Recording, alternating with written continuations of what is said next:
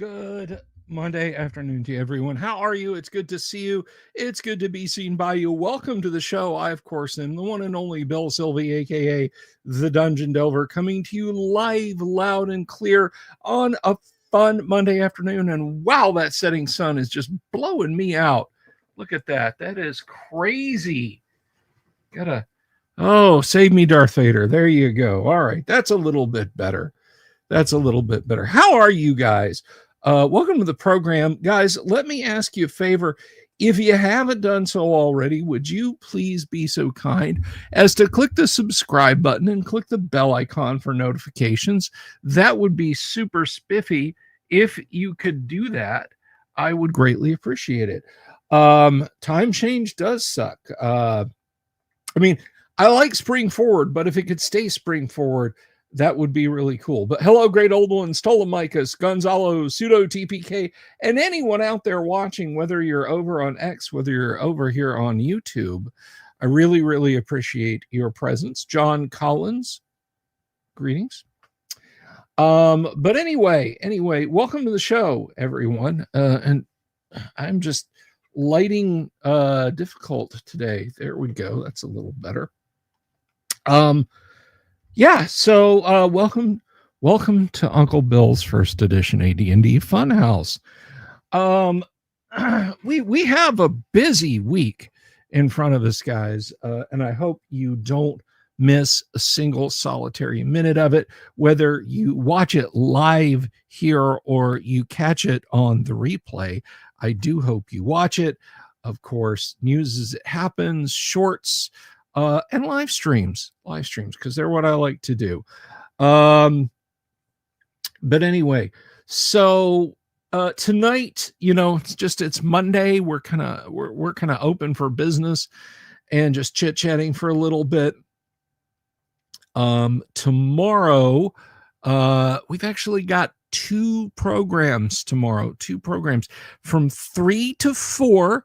We are going to have Zane and Dungeon Damsel and a friend of theirs are coming over, and they're going to talk about their latest TTRPG project launch called Druscara, which, as I understand it, is a Shadow Dark compatible thing. But as you guys know, the folks who created Shadow Dark have been kind of working on that, old school feel with the new school rules kind of thing. We'll talk to them. We'll grill them about that is what we'll do. We'll grill them about that, and we'll find out just exactly what's going on. And will this scratch any particular itches that we have? We'll talk to them about that. But they're fun folks to have on and talk to anyway. So I'm definitely looking forward to that. And then of course Tuesday night. Now don't think like, oh, okay, you're doing that early Tuesday, and then I guess no, because guys, Tuesday night we're going to be right back in the studio, and we're going to be playing some first edition AD&D. Boy howdy, are we playing some first edition AD&D. We have a good group of adventurers ready to come in and try their hand once again at breaching the deadly and dangerous halls of Dungeon Module A3, assault on the Eyrie of the Slave Lords. And we'll see what happens and who will survive and what will be left of them. And then on Wednesday, I'm still kind of in limbo with Kyle's situation, but if Kyle's not here, we're going to have another talk about the GWOC, the Great Underground Online Gaming Convention. Thursday, we're going to take kind of a deep dive on a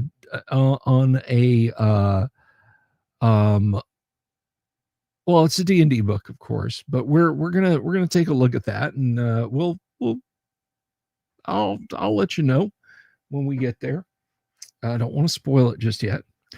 And Friday, of course, we just finished up our first playthrough of Free League's Blade Runner game. I said it in 2019, not 2049, but we'll be starting another adventure arc in the Blade Runner universe, this time set in 2049, when characters can openly be replicants. So yeah, tune in for that. So yeah, it's going to be a busy week, and I hope you guys are looking forward to it. I'm looking forward to it. I just want to remind you, if I may be so bold, if I can be this forward, this direct with you, I just want to remind you that the show is brought to you by me, the Dungeon Delver. There is merch available. It is linked down in the commentary comments on the videos. The description is what I'm trying to say. It's linked down in the description. Some beautiful merch done by the ever awesome Tracy Lesh. You don't want to miss out, guys. Get yourselves a t-shirt, a hoodie, a pint glass, something very cool with Tracy's incredible artwork on it. Don't miss out on that, okay? And it's also brought to you by Crom, the Character Record Organization Manager, now in its final state. Guys, this is the big one. Create a character in 10 seconds. I mean, a completely generated character of any class, race, level that is first edition AD&D compatible. You didn't quite get what you wanted? Tweak them a little bit. Just go in and just tweak them a little bit, because you can load those Instagen characters right back into the long form character generator and then save them back out in text or in HTML. Guys, you can age those characters. You can level them up with milestone. You can add XP. You can sell gems and jewelry. You can buy equipment. If they make the grade, you can dual class them if they're human, or if they're half elves and on their way to becoming a bard. You can change their alignments. You can drain levels. You can alter their stats. You can buy new equipment. You can add custom equipment. If they're illusionists or magic users, you can add to or subtract from their spell books. And it's just the premier first edition AD&D character editor. And I would hope you guys would want to take a look at that if you haven't already. It is 25 doll hairs, guys, just 25 dollaros. And I will send you the download link, and then you will have a kick-ass first edition AD&D compatible character creator, editor, manager, the works. So check that out. And if you're interested, my email address is coming around on the scroll bar down here. That's bsylvie@gmail.com for a copy of Crom. Now, as to news on the front of the guac, I've been talking, guys. We've got some great panelists coming in. We got Tracy Lesh, Richard Witters, Eric Garland, and Heidi Gygax Garland are going to be here. We've got who else? Oh, Alyssa Hazel, Sky Hernstrom. We have a whole lot of panelists coming. We're going to be having an auction. We're going to be auctioning off another OD&D wood grain set. Yeah, you excited about that?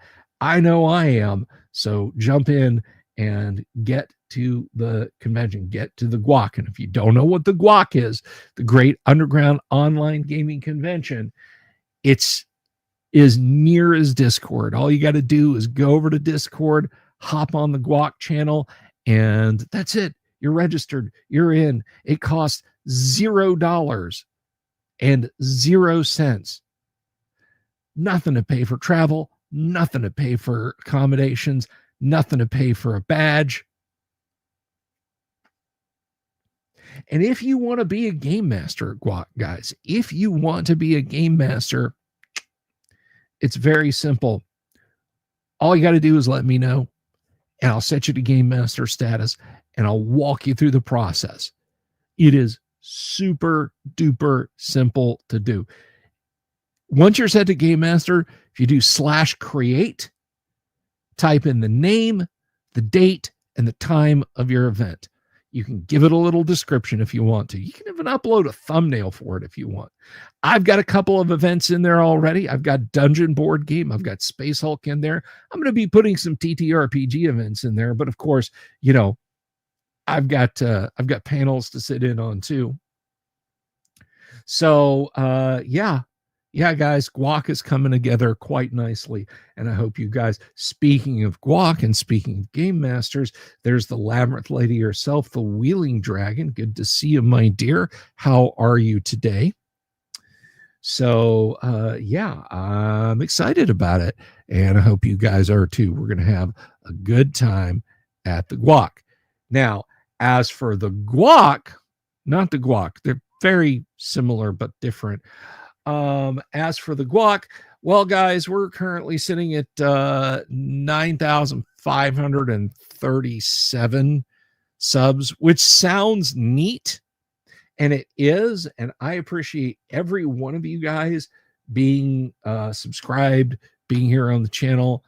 I love you to death, and I really, really, it makes my heart swell with joy and edema. Kidding, sorry. It makes my heart swell with joy that all you guys are subscribed. YouTube has kind of flatlined me again. What can I say that I haven't already angrily shouted over and over again about how YouTube treats me? So I don't think we're going to be hitting 10,000 this summer. Maybe by the end of the year, guys, at the rate it's trickling in now, it's like 4 unsubs, 2 subscribes on a weekend. It's like, yikes. Wheeling Dragon, you need to schedule another session. Like, you need to change your session's schedule, or you want to add another skit, because you can do both. You can do either. You just let me know, dear, and we'll make it happen. But anyway, so yeah, the Great Underground Overland Gaming Convention, where, that does cost money to travel and to get a room and snacks and a pass to the convention itself. That's a ways off yet. Add another. Oh, that's wonderful, Wheeling Dragon. That is wonderful. But anyway, so yeah, that's all the stuff that's going on. I hope you guys are having a wonderful day. How about that time? So I got a funny story to tell about the time change. Mrs. the Dungeon Delver dipped in here on Sunday. That had been yesterday, and said to me, yeah, so the time changed, and by the way, I haven't changed the microwave and the stove clocks yet. And I was like, cool, not a problem. So we chit chat a little bit more, and I'm like, oh crap, I need to run to the grocery store. I'll be right back. So I go to the grocery store, and I come back, and I'm bopping around, and I'm doing my thing, and I'm cooking supper, and I'm looking at the clocks, and like, guys, I'm here to tell you, my sleep schedule has been garbage. Like, if you've gotten an email from me lately at like 3:59 in the morning, that's not some weird that's not some weird like server anomaly.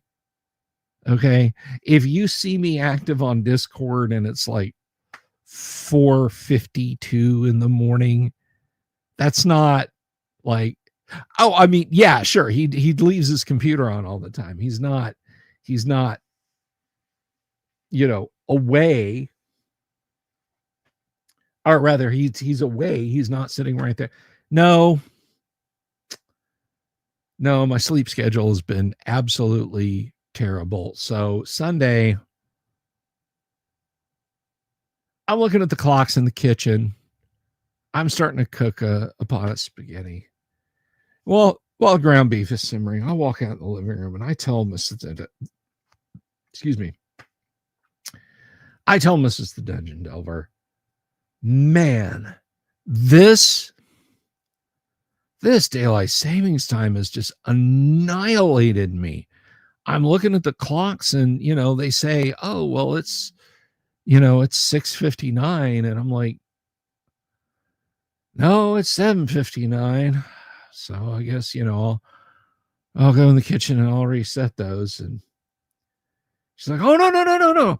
I reset them already. I reset them already.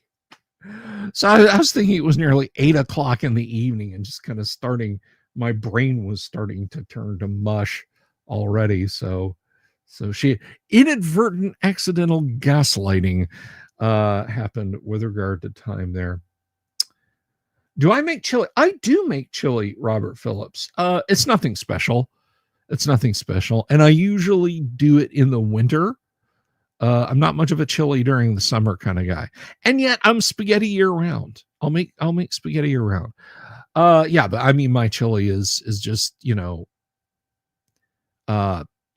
couple tablespoons of seasoning, cumin, chili powder, red flake pepper, ground pepper, onion, garlic,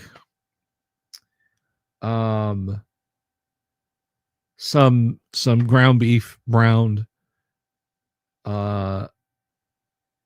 Now a lot of people, they do a tomato sauce base with their chili, which is fine, which is absolutely fine.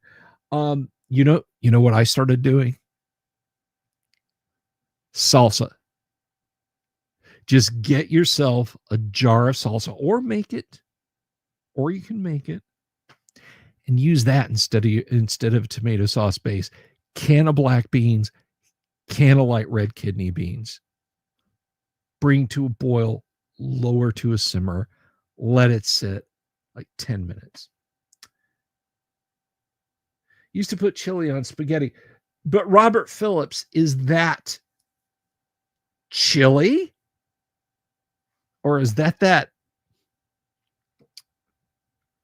meat sauce that they sell in Ohio that's popular there? I'll tell you something about Skyline chili, and I hate even saying chili in reference to that stuff. I've known lots of people from Ohio. None of them confess to eating Skyline chili. And when I talk to them, like if the person is from Northern Ohio, they say, yeah, but I know Skyline chili. It's weird. That's more of a Southern Ohio thing.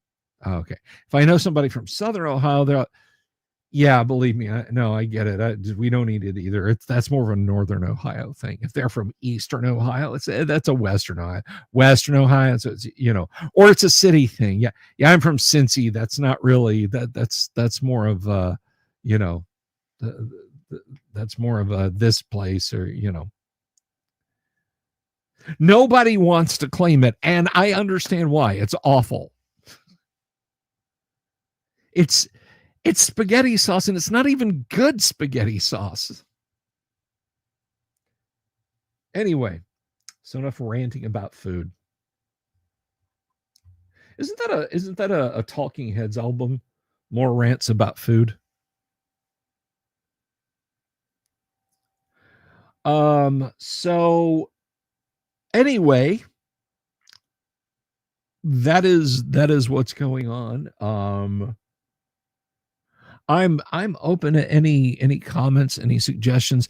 I did a video today. I dropped a video about, well, I say a short about B4, the Lost City. The module labeled B4, the title of the module is the Lost City. It's not Before the Lost City. I don't want to play the who's on first with the module title. But interesting stuff from Harold Johnson on the interview he did with Goodman Games about the genesis of that. And I started thinking about it, and like he wanted to like he was talking about like, oh, we should have put Cthulhu in there and that sort of thing. And I think that would have been cool. I think that would have been cool. Cool Cthulhu. But then this was 1982, of course, and they'd already gotten in trouble with the Blooms over having Cthulhu in the deities and demigods. So who even knows how that would have gone over? But one thing that struck me odd was the scattershot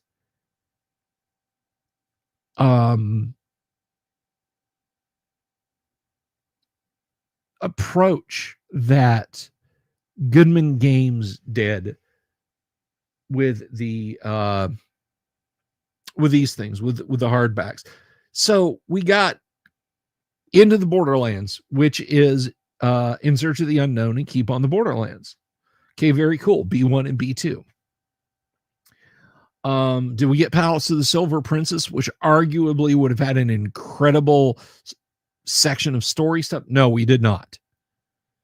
Imagine if you'd gotten an orange B3 as well as a green B3 edit. I always start I always start at this time on Mondays, JP. I'll come back to that question, Robert Phillips.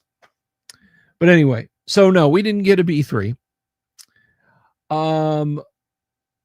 Just kind of out of left field, we got S3, which is fine. I love Expedition to the Barrier Peaks. It's good. We got this absolute unit, this car battery of a Temple of Elemental Evil. And then one that just like, it's so odd. It's so damn weird. Castle Amber. And then what else? The Isle of Dread. Now, B1, B2, and X1, I absolutely get because those came with the box sets.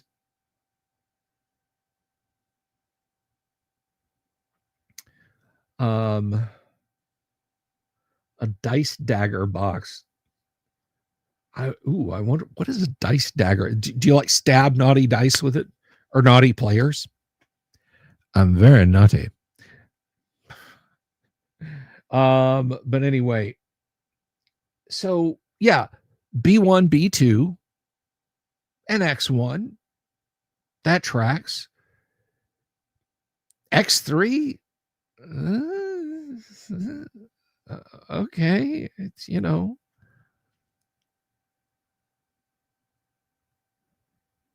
But I'm sorry, X3, X2. And then now I may draw a little bit of hate for this, but B4,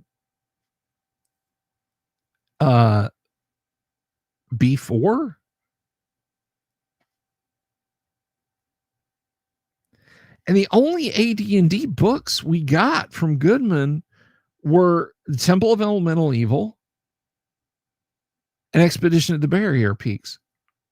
And then it just stopped. I think Temple was the last one that they published. And it blows my mind to think they started that 10 years ago. That was literally a decade ago that they started the classics re-envisioned. And then they just stopped.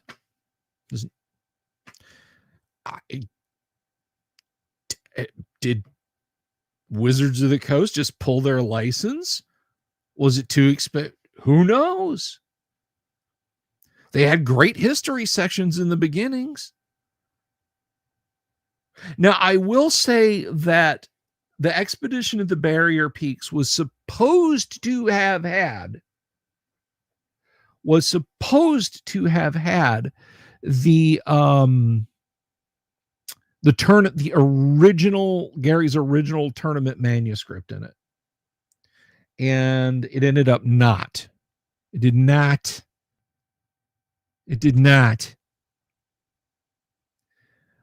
Because the guy who was in possession of one and willing to provide it to the project for scans and notes to be made got very, very ill at the time that they needed it, and they were up against a deadline.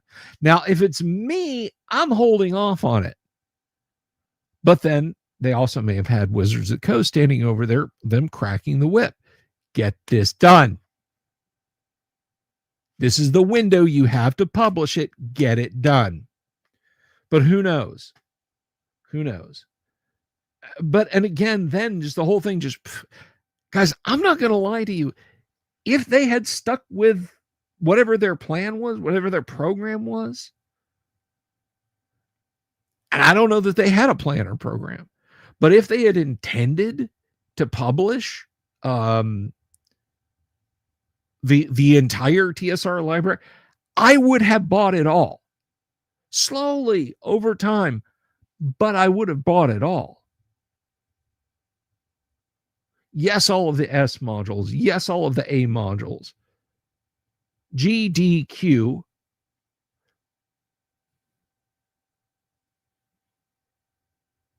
All of them. Doc Flamingo. Good to see you. Yeah, they did some Judges Guild stuff, but it's just like everything else. They're just like, and then again, they just, because I remember 24 months a member. Thank you, Doc. That is worth celebrating, my friend. Thank you so much for sticking with and supporting the show that long. God bless you, man. So I remember Tim M. Holt and I were doing a stream or a pre-recorded and talking about the Goodman reissues, and I was like, yeah, you can just get them. They're a little expensive because they're hardbacks, and they were. And great old ones right there behind him, 20 months. Then it just, just literally in the middle of the stream went to there. It was like, oh, they're not there anymore, which just blew my mind. Now here's the crazier thing. This is the zanier thing. So when I went down this rabbit hole last night, when I was looking up the info for the Lost City, which you guys should hear me trying to pronounce the name of the city. I still don't know how to pronounce the name of the city. That is entirely possible, Robert Phillips, but that's between Joe Goodman and Bob Bledsaw. And that is literally all I'm going to say.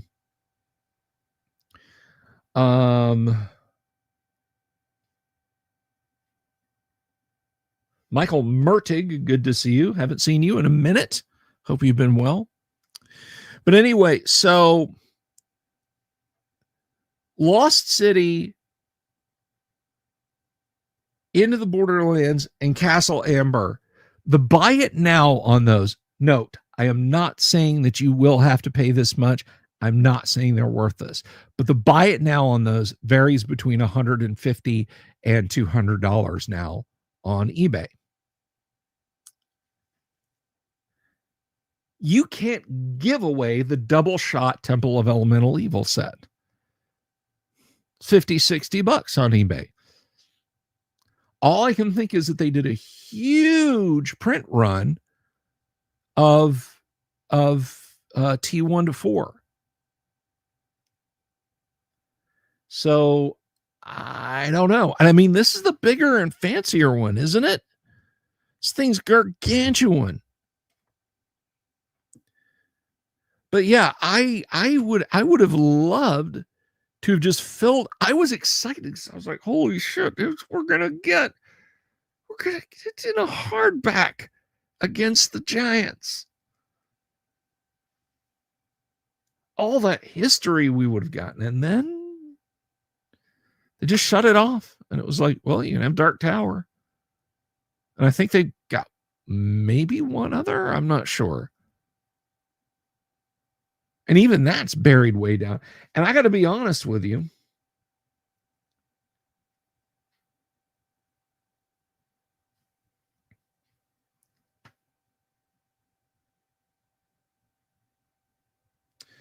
I got to be honest with you. I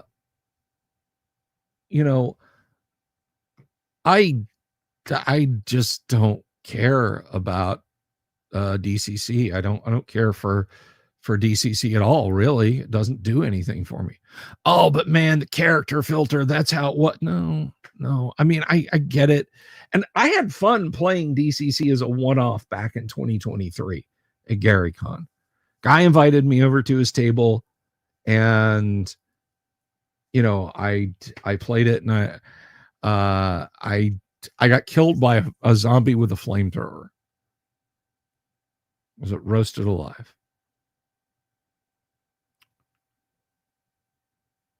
I don't agree with you, Dr. David Howard. I think B2 reigns supreme as the starter module. It has so much goodness in it. I mean, T1 is a good starter module, but B2 is just yoinks better because it's not just a good starter module for players. It's a great starter module for DMs. If you want to know how to conduct a D&D game, there is no better module than that right there. But anyway, there was a question up there, and of course I didn't pin it because I'm an idiot. Let's see.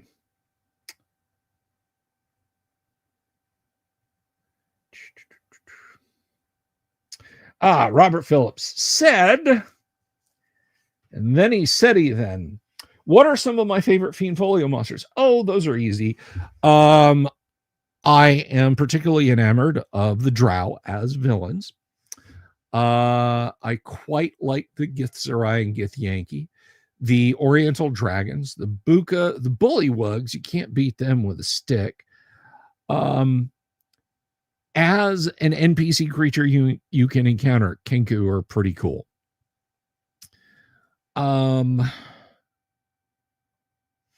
Gosh, I feel like there's some other good ones in there too. I've always been kind of fond of the Umber Hulk, so you would think that the Vodinoi would be just a solid fit, but it's an Umber Hulk, but it's in the water. That's not that much of a, I can say it's an Umber Hulk in the water. Death Knights are cool. The Crypt thing is cool. The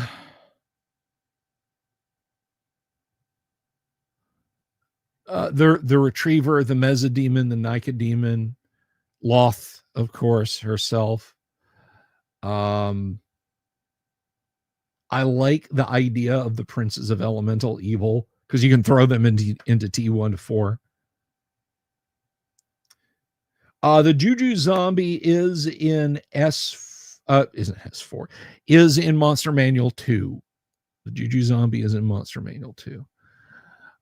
Revenant is okay. Coffer Corpse. But there's way too much in there that they let contributors to they let contributors to White Dwarf put their stuff in there.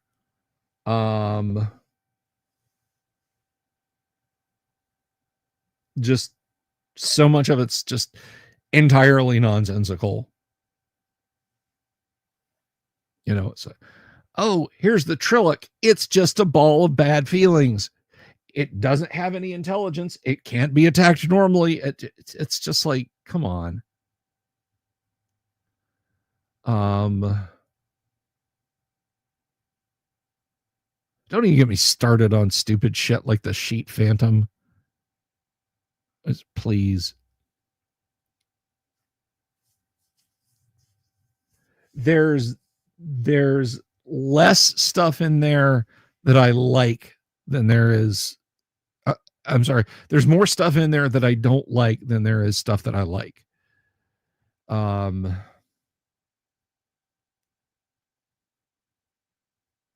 like the Penanggalan,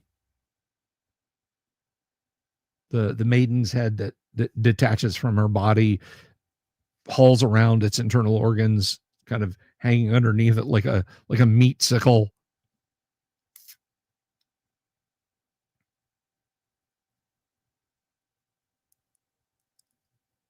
The Grell is kind of a disappointment. I like the Stalkers. I like the dark stalkers and I like the dark creepers. So much so that I have some of the absolutely gorgeous and straight out of the Fiend Folio looking Reaper minis of dark stalkers and dark creepers. Cannot say enough good about those.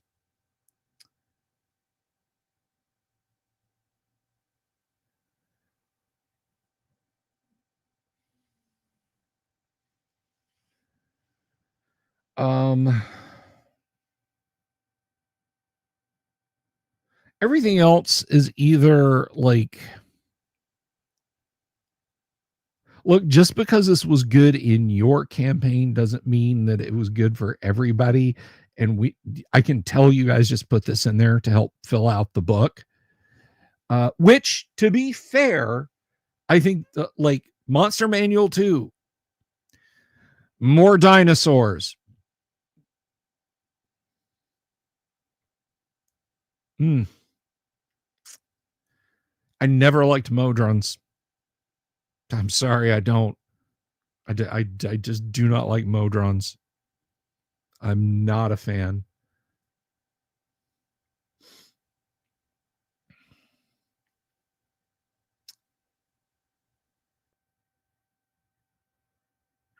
Generally speaking, not always, but generally speaking, if it's in the Fiend Folio and it's really good and seems very well thought out, it's from the TSR US offices. The weirder and more like, it's just shit you saw on Doctor Who, isn't it? It feels, the more likely it is it came from Fiend Factory. I despise that thing, pseudo TPK. I cannot stand that thing.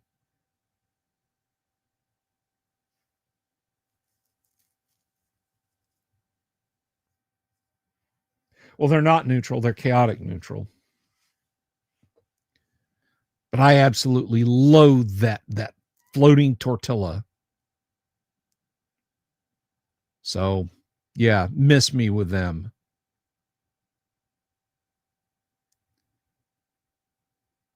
You know, the carbuncle, the susurrus.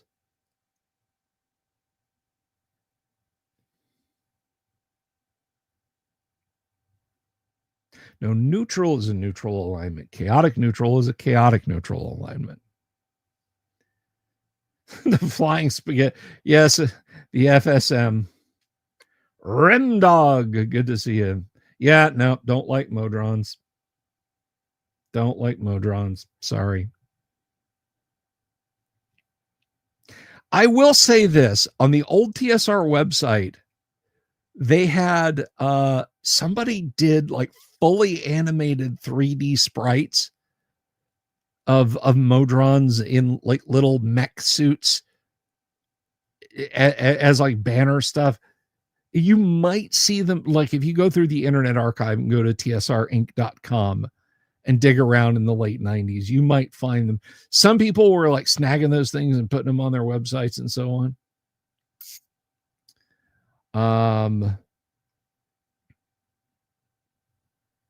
Yeah, the carbuncle is the most ridiculous guy. I mean, seriously, should be ashamed of yourself for that. That's like a one-off encounter for a dungeon.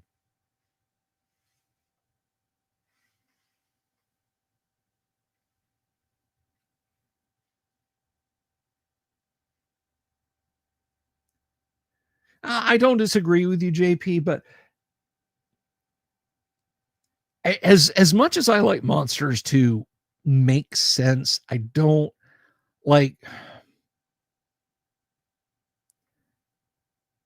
I don't want to get like too deep into stuff. It's like, look, they're just the. It's an evil thing that lies on the floor and eats you if you step on it. That's enough. Actually, now that I think on it, the trapper's not even evil. It's neutral. As is the lurker above. But excuse me. That's a sleep depth that I'm dealing with, guys. Hey, we have a nice number of viewers on right now. Guys, if you haven't already, if you're watching me over on YouTube, if you're watching me over on X, and you haven't already, please bop over there and click the subscribe button, click the bell icon for notifications. I would really, really appreciate it.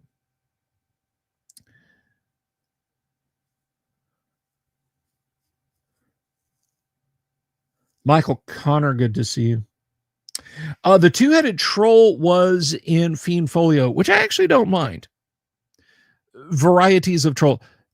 Spirit trolls and ice trolls can go straight to hell.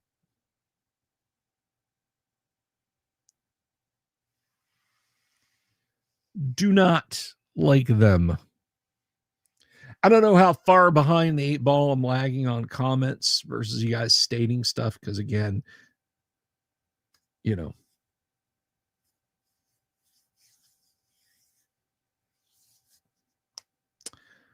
I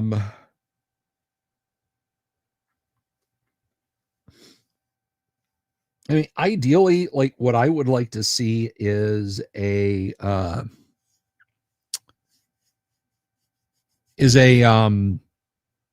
or would have liked to have seen was a signal. I swear to God, a single monster volume published by TSR in an alternate reality where Gary never lost control of the company. A revised monster manual that was the best of the monster manual, Fiend Folio, Monster Manual 2, and so on and etc.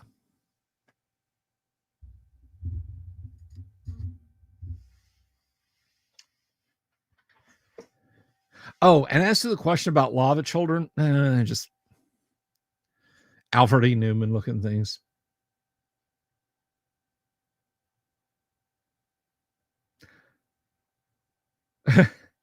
Well, I mean, there's a whole anime about that, Rob. There's like an entire anime called Delicious in Dungeon or Dungeon Meshi about adventurers who just hit this dungeon that is like, do you ever play Wizardry? The old Apple II game. It is like the Wizardry dungeon. It's just right on the edge of town. And people just go down there for different reasons. But it's mostly to eat. They eat the monsters. Am I still on? I never activated on Rumble. I have an account. Well, no, I should say I have an account over there, but I'm not using it, and I'm probably not going to use it.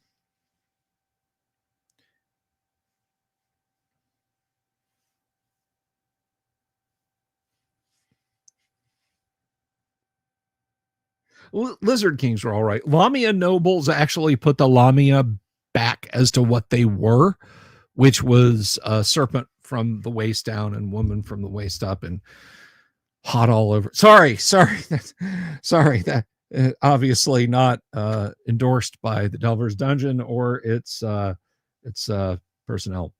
Anyway, is David Letterman? That's funny. That is funny.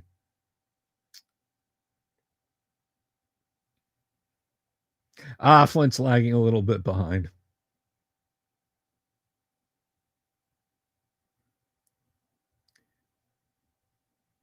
I don't think there's an audience for Rumble or an audience for Meovar and Rumble at all, to be honest with you. The layer of the red lobster. I like it.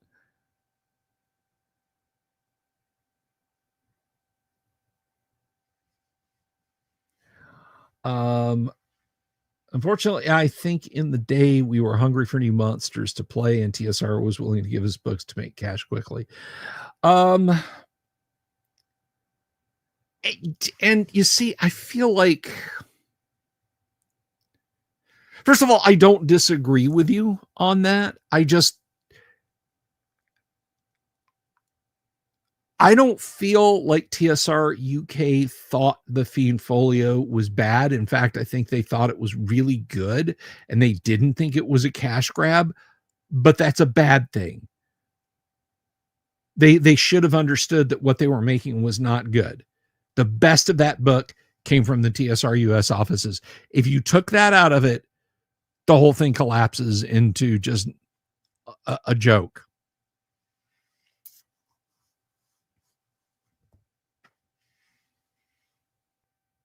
Yeah, exactly. There's I think I sat down one day and figured out there's like 16 monsters out of the Fiend Folio that I would ever use, like, seriously.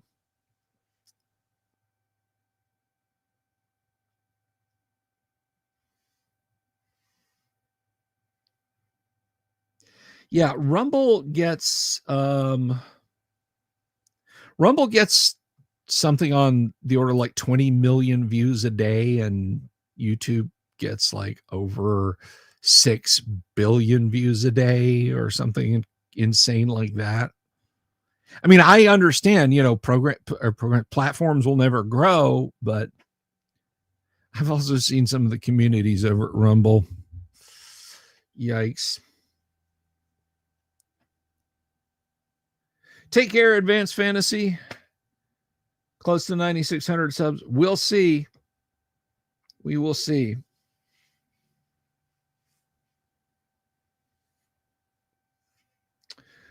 Do I like TSR UK products in general? I like some of them. I thought the U series was a perfectly cromulent starting set of modules. The UK series is all right. Before Games Workshop became literal villains, literally a lawful evil company to the core, I feel like I feel like White Dwarf was doing some great stuff with AD&D.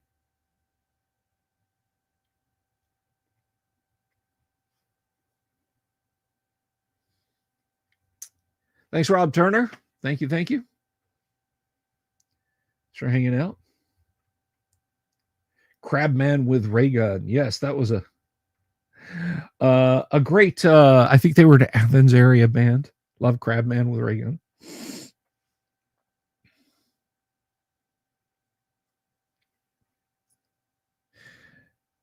Am you a part of the weekly special? You better be here, young lady. You better be here, Dungeon Damsel. That's tomorrow at 3 p.m., by the way, guys. 3 p.m. Eastern time, by the way.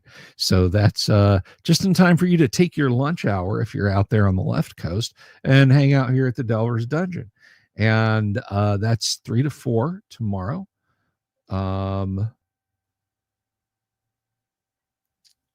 No, you come see me, and then people will come here and see you. Let's see.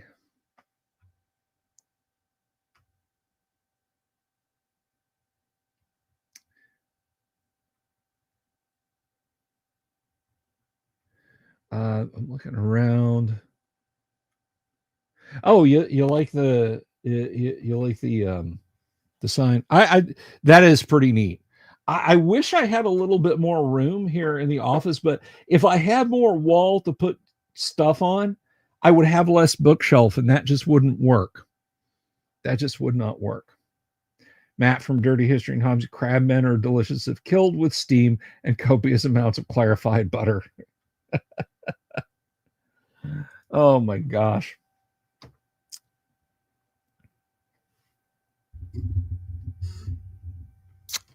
I cast Olio. All Might pop figure. Yes, he does belong. He's up here. Oh, I forgot to turn on the arcade. All Might's just chilling out at the arcade. There should be a little Rick Deckard over there too. But yeah, him and Rick are my only. Well, Rick isn't really a Funko. Sphere of Annihilation.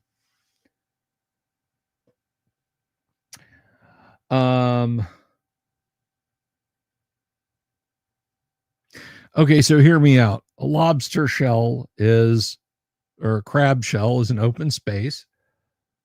I can cast create food and drink. I want to cast just create food and drink, but butter inside the crab man.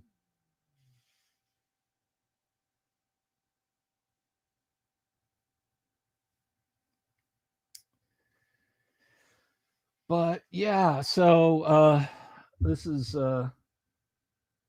Professor All Might. My kids got for me. We were heavily watching My Hero Academia.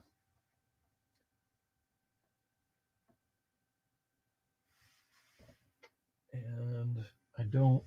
Oh, here's Rick. He's not a Funko, but that's Rick Deckard from Blade Runner 2049.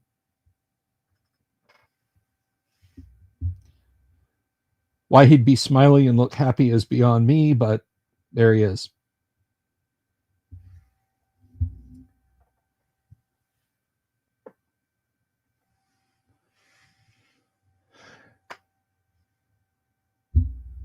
There is a giant crayfish in the moat house, all the way at the bottom in the well. Mini Arcade is Galaga. Mini Arcade is Galaga, and I have Pac-Man over here also. Let me see. Are they sound on? Oh, I reset.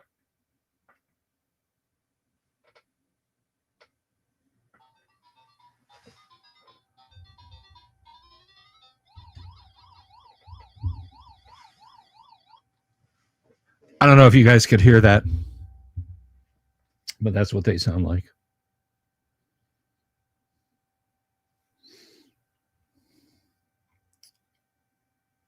And then the Galaga, in case you're wondering.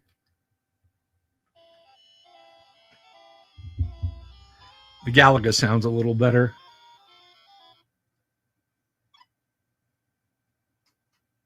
Here we go.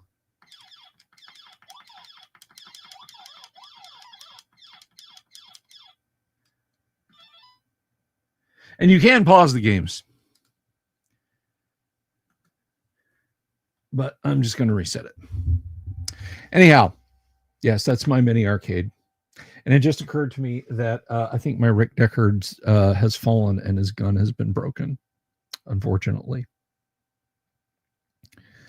OSR Con 2026.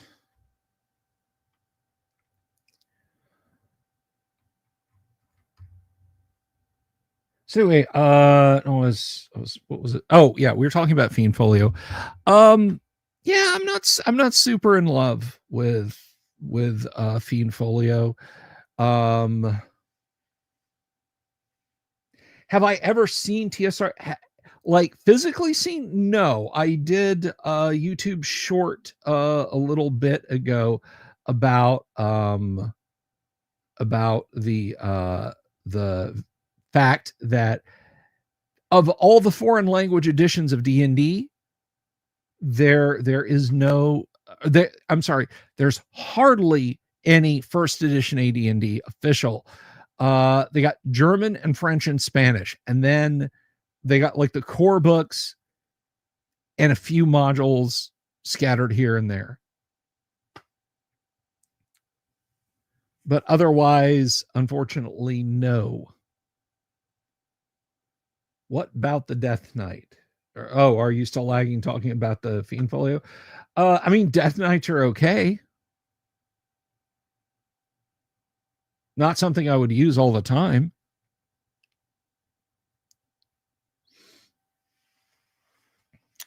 But I've seen pictures of TSR stuff in Spanish. The most foreign language edition print was oh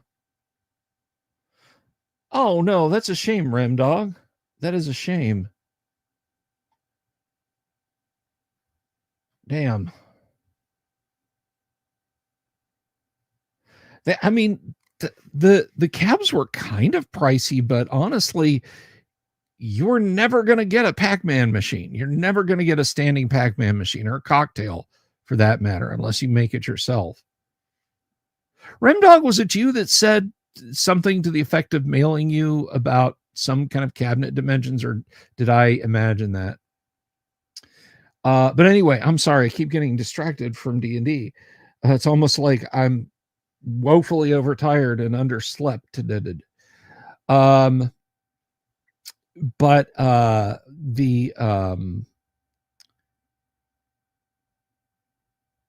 is it the Fiend Folio was talking about? Hell, I can't remember. It's gone. Oh, foreign editions.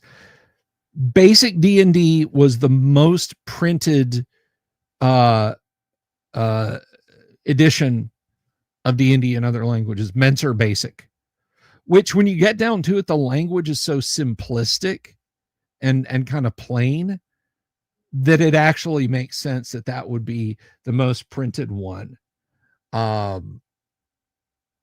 Favorite Dungeons and Dragons villains of all time. Me, favorite villain, I would have to go probably with Drelsna, and that's not just because she's my waifu. It's largely the reason why, but that's not just the reason why. Drelsna, I love her. She's a true tragic villainess. She didn't ask to have vampirism forced on her by her mother. Her half brother is Ayuz, for God's sake, and the only reason she's not rampaging around the countryside, killing innocent people, is because she is lying under the Daoud's Lanthorn in the inner sphere in the greater caverns. That's all she has to. So if you go down there and you subdue her, but you don't kill her, like you turn her, you cross up, turn, be gone. She and then they're like, let's bag the lantern and hightail it out of here. She's now without any means to survive, which she's a vampire. She's chaotic evil. It's good, but you've also uncorked evil. She now has casus belli to terrorize all of Perrinland until a high level party stakes her.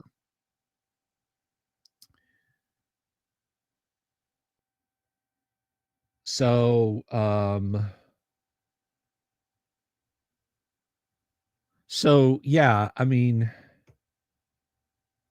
complex layers with Drelsna, and I do like her as a villainess. Oh, great old one. I'm sorry. Am I spoilerifying things? I apologize.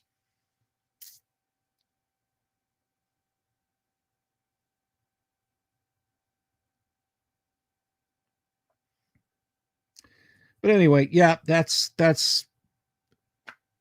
whom I like the most. I think she's got the most nuance. A close runner up would probably be what's his name in T1? Most faithful servant of Loth, despite not only not being a dark elf, not being an elf at all. Lareth the Beautiful is a human, and he worships Loth. Lud, yes, Lud the Bayhair. I did have Lud swallow a player glomp. They saved him.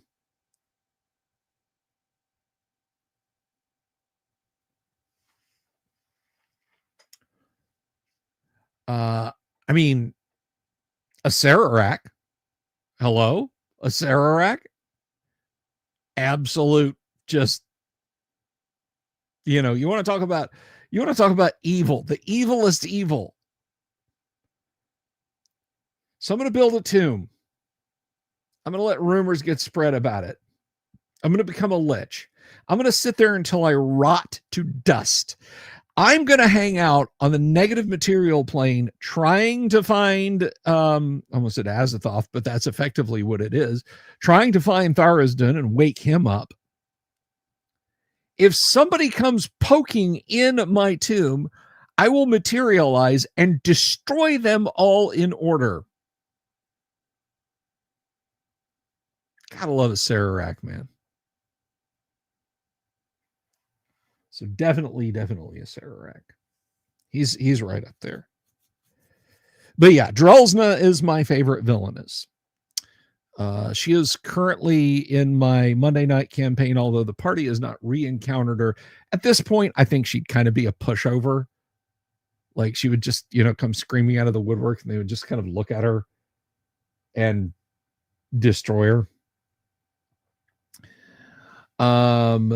But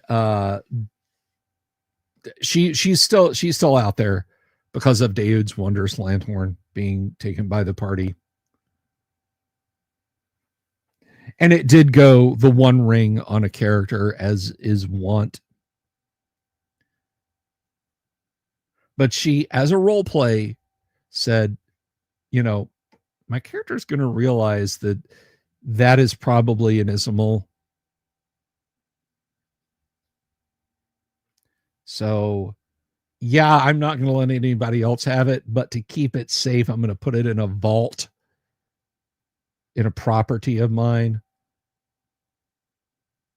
And I periodically send that player private messages telling her, you really, really want to be in the presence of that lanthorn again. She's like, I know. Do I think Voldemort read Lord of the Rings and decided to LARP Sauron? I have no idea. You know what? I have seen bits and pieces of the Harry Potter movies, and I have seen the one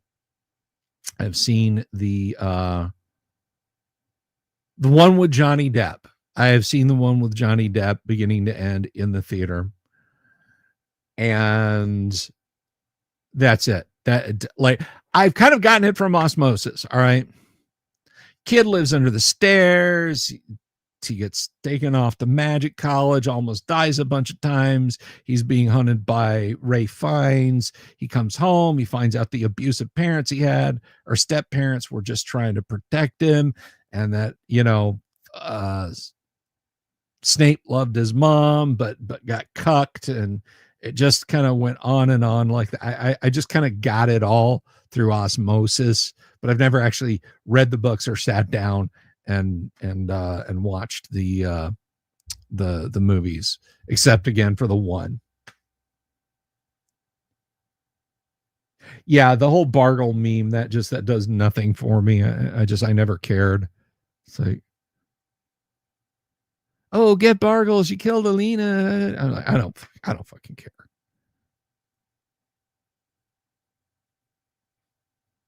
My first D&D was not Mentor Basic. I didn't touch that thing. My first D&D was a copy keep on the Borderlands for Holmes Basic that I learned myself to play D&D. And then I bought the AD&D books, and then I got Moldvay Basic and Expert. But I didn't keep playing D&D through Mentor Basic. It never did anything for me. I just think this is going to get me in so much trouble with you guys. I just think D&D got blander and blander and blander as it went on through more and more and more and more iterations of basic D&D. I could tolerate Moldvay Basic because it seemed like he still had some backbone, but by the time we're slinging around Mentor Basic and that fantasy stereo instruction set that was the rules compendium, just like, you know what's good to have in a role-playing game? Anything. Fun, excitement, flavor. I mean, by the time we got to Mentor Basic and the rules cyclopedia, it was like, we took these Dungeons and Dragons rules and boiled them until all of the flavor and textures, and people like, well, beck me, da da da da da. And I'm like, do you have demons and devils? Do you have assassins? No. All right. Go pound sand.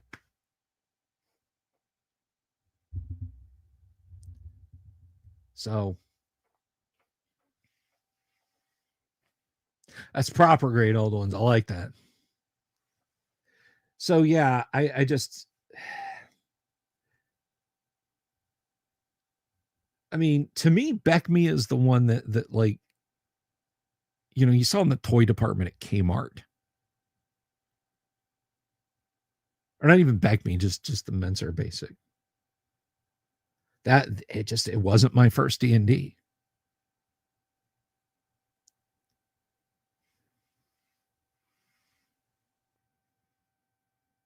Is that the new Halloween version of D&D? I guess.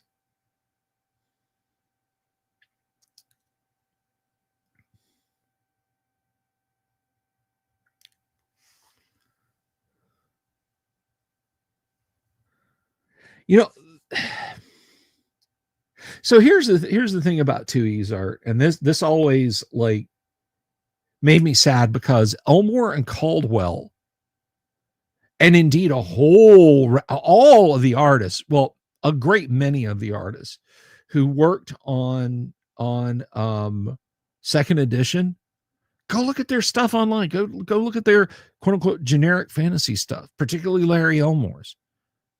And Jeff Easley, fantastic art. I mean, he did a bunch of stuff for 1E. So did Elmore. So did Caldwell.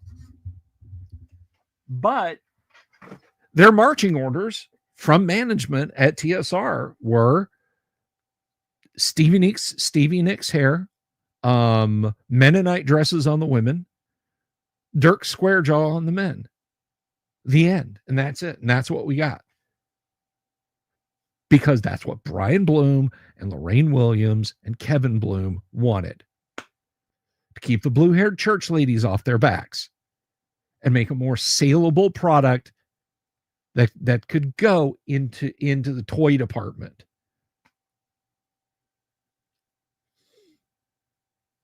As I go back and I look at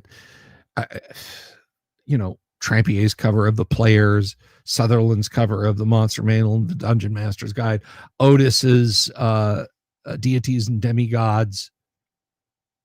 Hell, as much as I don't like it for content, Emmanuel's cover of Fiend Folio, that stuff has so much verve to it. There's nothing exciting about the art. It's technically brilliant.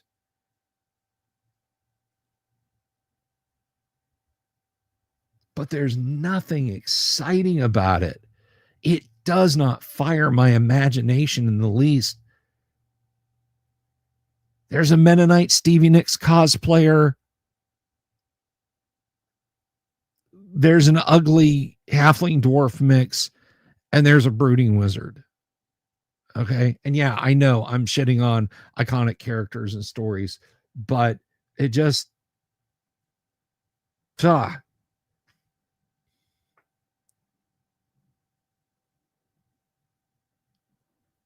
in Miracle the Chaotic, a paladin in hell, Errol Otis's Shoggoth, Jeff D's Elric. And just the list just goes on and on and on and on about all the iconic art going all the way back.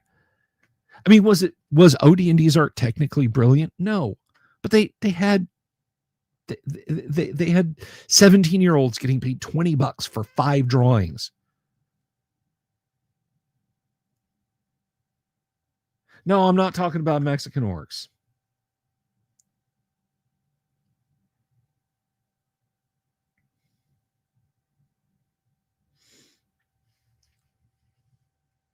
So that's just kind of where I live. That's where my heart is. And I don't, I don't really feel bad about saying, hey, I loved and preferred the AD&D art. It's just top notch. And those guys are out there. It was lightning in a bottle. And I think if you'd taken the fetters off the artist for 2E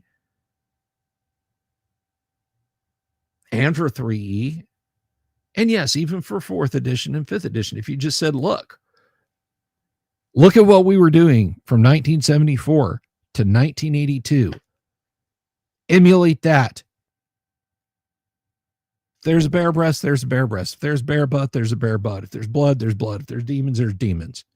If there's bad guys winning, there's bad guys winning. Be creative.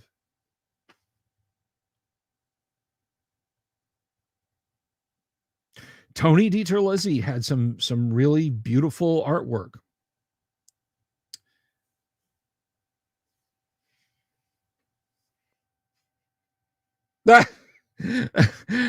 I see what you did there, Pseudo TPK.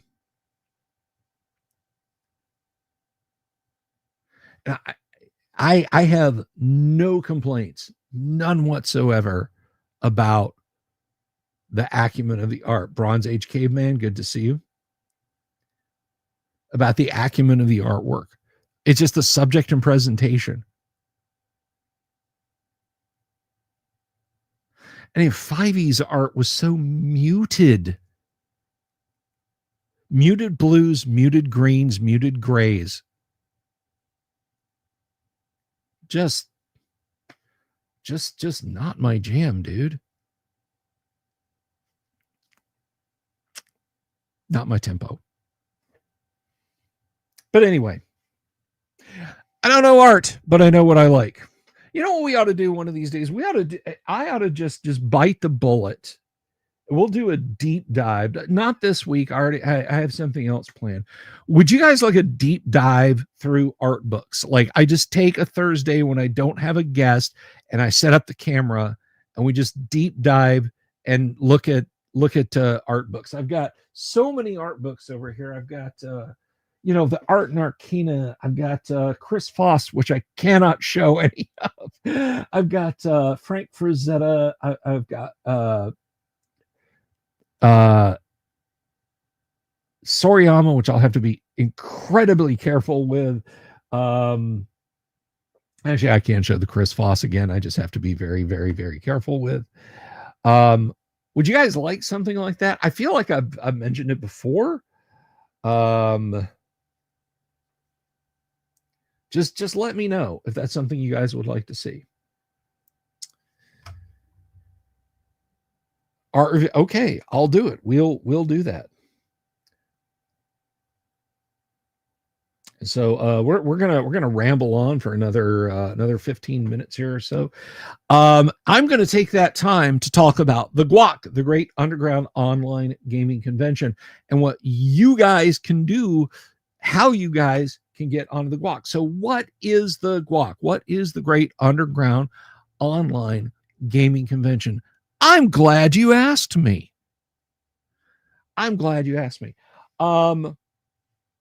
The GWOC is a virtual convention. We hold it over on Discord. I don't charge admission fees. I don't charge fees to DM. I don't charge fees to game. All you have to do is either have or acquire a Discord account, and you can come over and you can sign up and join us on Discord. Now, it is from April 9th to April 12th. We're kicking off at noon on the 9th, and we're going through midnight on the 12th. And the games generally are in 4-hour cycles, or whenever they stop. They're online we have an online dice rolling system. We have, if game masters want to use voice and video, they can. It's not necessary. But it's a great system. It's a lot of fun. And I'd like to share with you guys how easy it is to get going. So I'm going to open up Discord real quick, and I'm going to clear out any messages I have. So I'm subscribed to a channel called Dungeon Damsel. When did I do that? Oh, well. All right. So here we go. We're going to pop in right here, and I'm going to I'm going to do this. I'm going to hop into the server. And I'm there. There. All right. So your landing place when you come into the con, I guess I should probably present the page. Share screen, window, share. Okay. So I'm going to turn off the comments overlay. But your landing space when you come to the convention is going to be right here. And let me do this. Let me bring you guys on over. Those of you what want to come.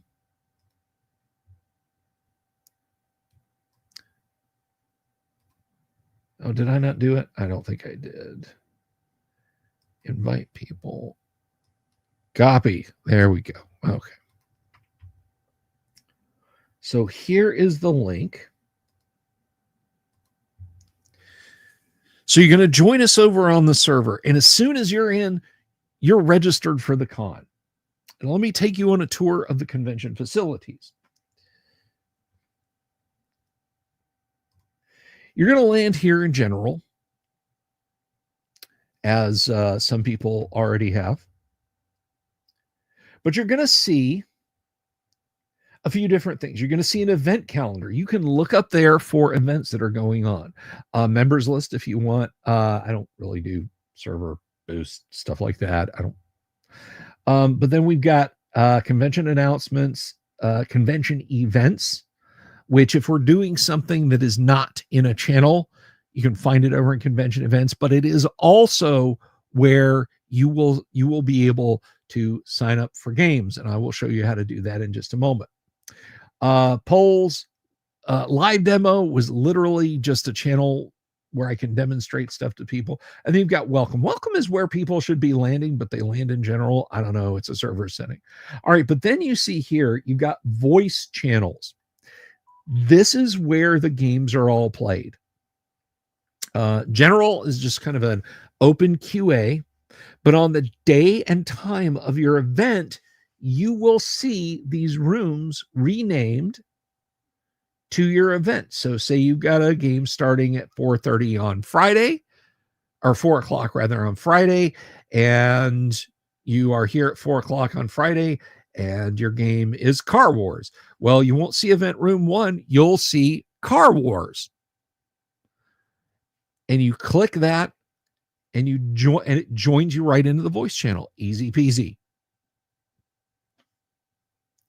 It's that simple to hop in. Now you might ask, okay, Bill, but having done that, can anyone, even people who aren't registered for a game, join in? As far as joining, the game master is the final arbiter of whether or not they can, whether or not they want people to kibitz into their games.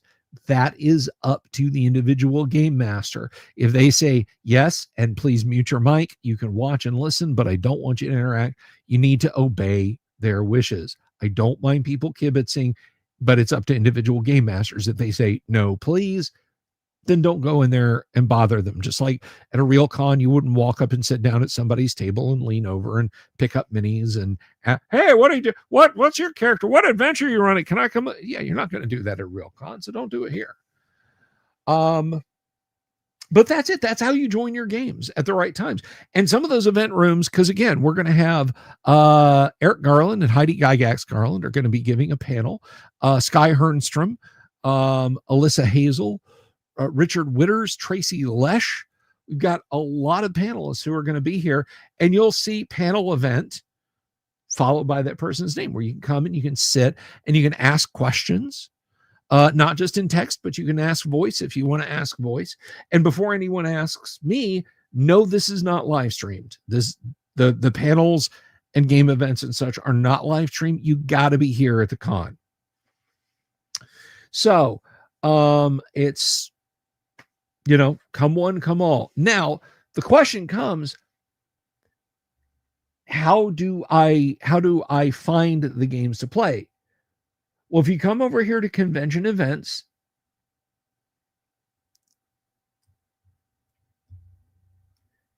You can just scroll through here and you can find an event.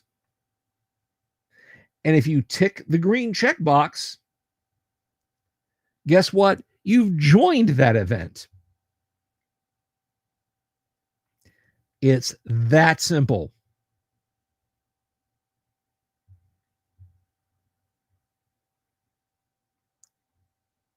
So just scroll up, find an event. And if you're curious about it, the event schedule does go back to previous guacs. So just check the time zone, the time and the time zone. If you want to keep an eye on events, just kind of follow it to see if anybody drops it or if it gets canceled. You can click that. If you're maybe interested in going, if they get an opening, you can click that. If you are the game creator, you can click the gear and you can change things. But it is that easy. Well, I hope you'll check us out, Gaming Beast. Now, the next question, how do I create a game? First of all, let me know if you want to be a gaming master, and I will give you permissions to be a gaming master. Then come to convention events, and what you want to do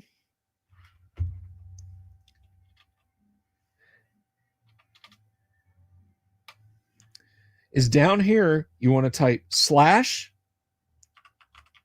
/create. You give it a title.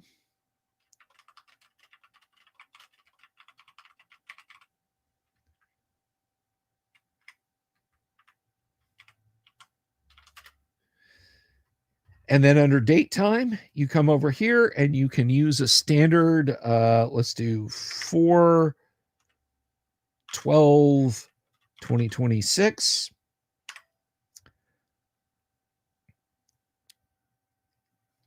And we'll do 4 p.m. Eastern. And then there's other options.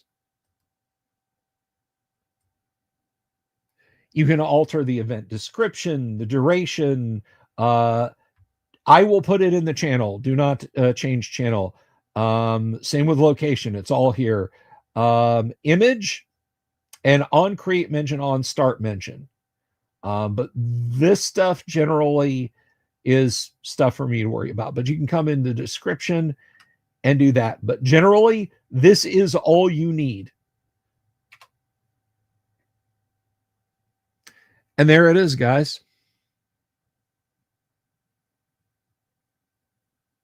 It's just that easy. Now I'm going to come over here to 10 events because I'm going to get rid of this because unfortunately, I'm not really running.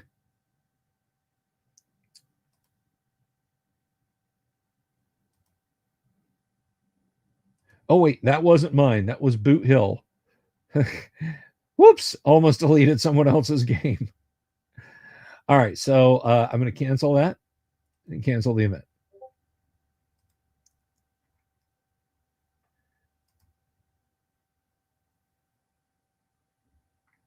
And as you can see, it's now off the list. So there you see. What's the earliest time for the guac to start? A good question, a very good question, Wheeling Dragon. Wheeling Dragon asks, what's the earliest time for the guac to start? Anytime you want to. I will not be doing anything in the guac area until noon on the 9th. But if you show up and it's 9 o'clock in the morning, 8 o'clock in the morning, or rather, if you want to schedule a game at that time, that's absolutely fine. That's absolutely fine. I do ask that you schedule in 4-hour blocks, even if you know your names, even if you know your game isn't going to go on that long. Let's do it on 4-hour blocks. So if you're going to start really early in the morning, make it 8 a.m.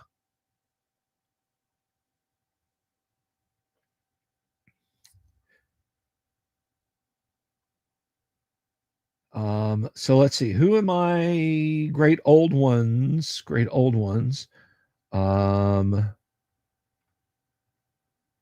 I don't see you here in the list. Are you just not on Discord right now? Let me see.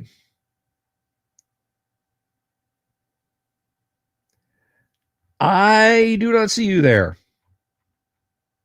Oh, right. Durr. All right. Roles, Game Master. You are now a Game Master at the Great Underground Online Gaming Convention. Use your power well. And if you want to be at the Guac next year and so on and etc., I can just leave you as a Game Master. I can absolutely just leave you set as a Game Master. So, guys, it's just that easy to do. It's just that simple to join. It is completely free, April 9th to April 12th. That is around the time we will do it every year from now on. So, just hop on in, set up a game. It's that simple. If you've got any questions at all, I will be more than happy to answer your questions for you. Again, we've got panelists, we've got merch. I keep meaning to come back and work on the new logo. Oh, look at that. A new event was just added just now by a Labyrinth lady. So yeah, just swing around and thank you, Rob Turner. I appreciate that. And enjoying the guac, guys. But yes, I'm gonna have merch. I'm finalizing the logo now. It will be for sale on Dungeon Minister's Spring Store site. Nothing too exciting this year, but I think you'll like it. I have a logo in mind, Rob Turner. I have a logo in mind. Anyway, that's where I'm going to go ahead and leave it tonight, guys. Thank you very much for hanging out with me this evening.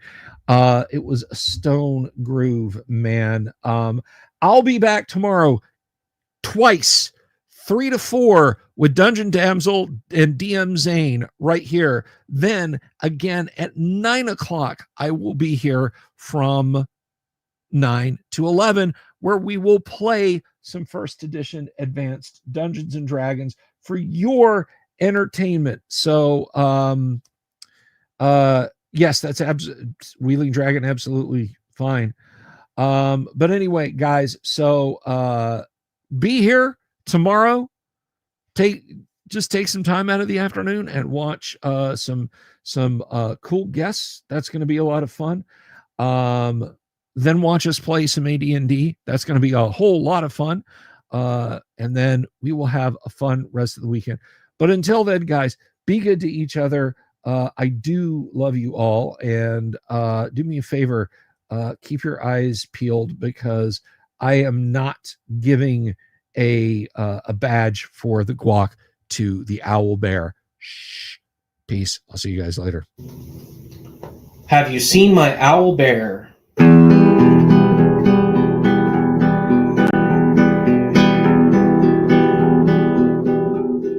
Here's to all the weirdos everywhere, in the woods and in the air. Have you seen my owl bear?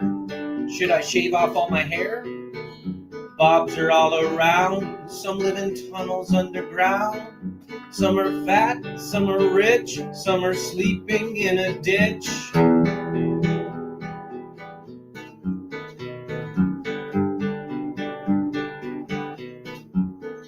Can you ride a crooked horse without a saddle, way off course?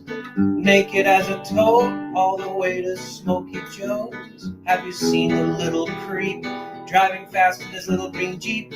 He smells like fish and brandy, but his rotten teeth look dandy. Take me to the show, I don't care if fast or slow. From action flicks to dancing dicks, just take me to the show.